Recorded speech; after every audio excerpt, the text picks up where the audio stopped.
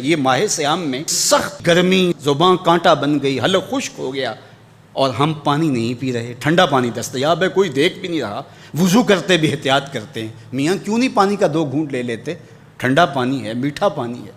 کہا ہم نے روزہ رکھا ہے، اللہ دیکھ رہا ہے۔ ماہ سیام میں ہم پانی نہیں لیتے، اس لیے ہمیں یہ یقین ہوتا ہے تنہائی میں بھی اللہ دیکھ رہا ہے۔ یار جو اللہ رمضان میں دیکھتا ہے وہ غیر رمضان میں بھی دیکھتا ہے۔ پانی پینے لگو تو دیکھتا ہے، رشوت لینے لگو تو تب بھی دیکھتا ہے، آنکھ بھٹکے تو تب بھی دیکھتا ہے، خیال بہکے تو تب بھی دیکھتا ہے، سوچوں میں آوارگی آئے تو تب بھی دیکھتا ہے۔ یہ یقین تمہارے ساتھ اگر جڑ جائے کہ تمہارا رب تمہیں دیکھ رہا ہے تو پھر گناہ کرنا مشکل کیا ناممکن ہو جائے گا۔ ان اللہ خبیر بما تعملون، اور جو تم کرتے ہو تمہارا رب اس سے باخبر ہے۔ مت سمجھنا کہ وہ دیکھ نہیں رہا، تم کو چھٹی دے رکھی ہے تو اس کا یہ مطلب نہیں ہے کہ تم اس کی پہنچ سے باہر ہو یا اس کی نگاہوں میں نہیں ہو۔ تمہارے ایک ایک لمحے کو وہ دیکھ رہا ہے، ایک ایک ساعت کو ملاحظہ کر رہا ہے۔ بند کمرے ہوں یا مخفی غاریں، تم جہاں بھی داد عیش دو تمہارا رب تمہیں دیکھ رہا ہے۔ کالے پہاڑ کی گہری غار میں چیونٹی چلتی ہے تو اس کے ننھے اور مہین پاؤں سے سینہ سنگ پر جو لکیر بنتی ہے تمہارا رب اس کو یوں دیکھتا ہے جیسے دیوار چین کو دیکھتا ہے۔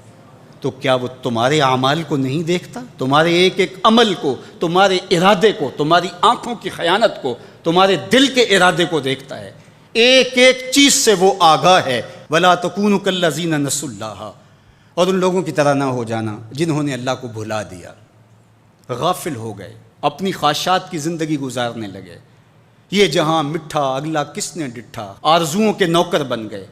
جس طرح نفس اور شیطان ان کو چلا رہا اس طرح چل رہے ہیں۔ جو لوگ اللہ کو بھول گئے، اللہ فرماتا ہے اللہ نے انہیں ان سے غافل کر دیا۔ اللہ جب کسی سے ناراض ہوتا ہے تو ہدایت چھین لیتا ہے۔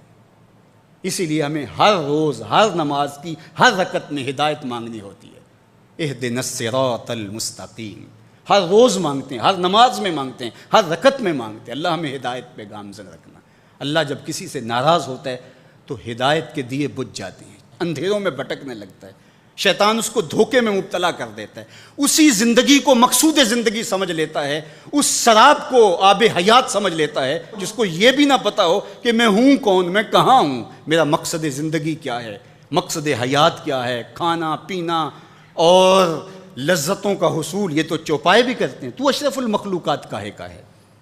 یہ زندگی تو ان کی بھی ہے کہ وہ اچھا کھاتے ہیں، تم تو 1 پاؤ بھر گوشت کھا لیتے ہو اور شیر روز 1 ہرن چاٹ جاتا ہے، وہ تیرے سے زیادہ کھاتا ہے، تیرے سے زیادہ طاقتور ہے۔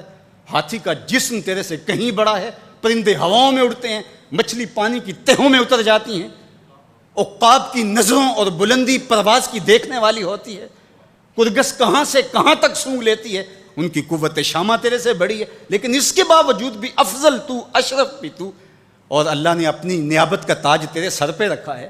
تو تو مقصود ہے، تو تو مسجود الملائک ہے، فرشتوں کی پیشانی تیرے حضور جھکی ہے، تو اپنے آپ سے آشنا ہی نہیں ہے، تجھے پتہ ہی نہیں کہ تو کون ہے۔ تو خدا کو بھول کے سمجھا کہ میری زندگی آزاد ہو گئی، اب میں جو چاہوں کروں، میں خدا کا بھی انکار کر دیا، بھلا دیا اس کو۔